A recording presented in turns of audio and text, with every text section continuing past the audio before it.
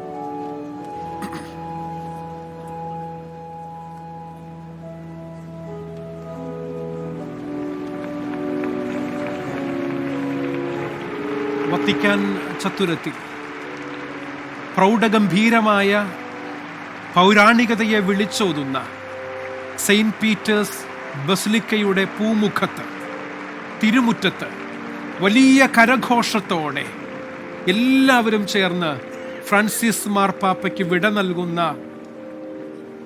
അഭിമാനകരമായ നിമിഷങ്ങളെന്ന് പറയേണ്ടി വരും.